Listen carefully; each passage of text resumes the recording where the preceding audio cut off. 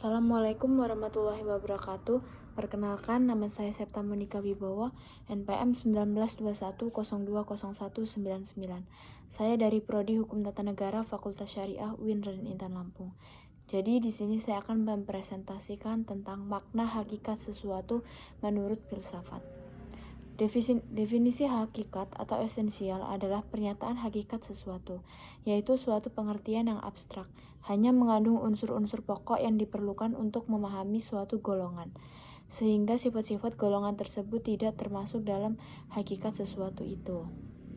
Definisi yang disebut dalam ilmu matik atau logika sebagai jami, memuat, dan mani menolak adalah definisi yang paling penting dalam ilmu pengetahuan dan filsafat.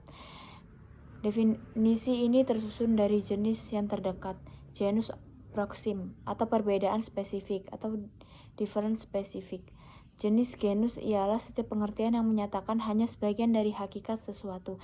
Artinya pengertian tersebut belum menyatakan hakikat sesuatu itu seutuh-utuhnya. Perbedaan spesifik ialah setiap pengertian yang membedakan golongan dari jenis genusnya, misalnya berkat budi, membedakan manusia dan hewan. Yang kedua, pengertian filsafat hukum Islam.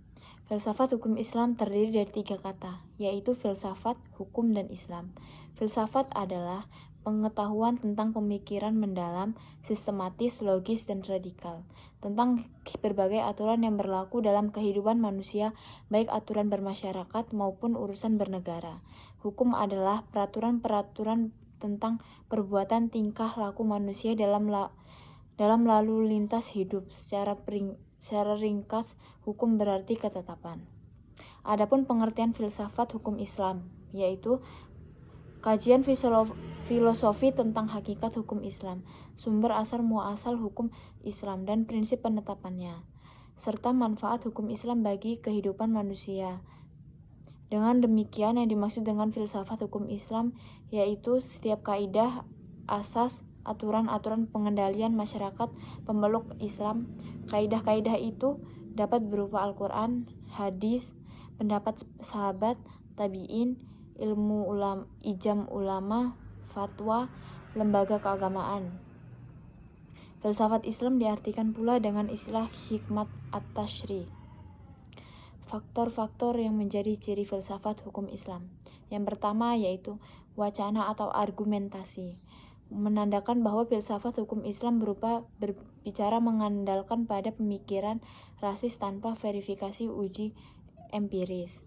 Kebenaran filosofi tidak memerlukan pembuktian atau tidak perlu didasari bukti pembenaran, baik melalui eksperimen maupun pencarian data lengkap. Segala hal atau sekalian alam. Artinya, sebuah materi pembicaraan filsafat adalah segala hal menyangkut keseluruhan yang bersifat universal. Tidak ada yang perlu disentuh oleh pembicaraan filsafat. Ada atau tidaknya permasalahan filsafat merupakan bagian dari perbincangan. Hal itulah yang membedakan antara filsafat dan hukum pengetahuan yang membicarakan lingkup tentang semua yang dikaji oleh ilmu pengetahuan yang dijamah oleh filsafat. Karena inilah universalisme filsafat. Yang ketiga, sistematis, yaitu perbincangan mengenai segala sesuatu yang dilakukan secara teratur mengikuti yang berlaku terhadap tahapan yang diikuti.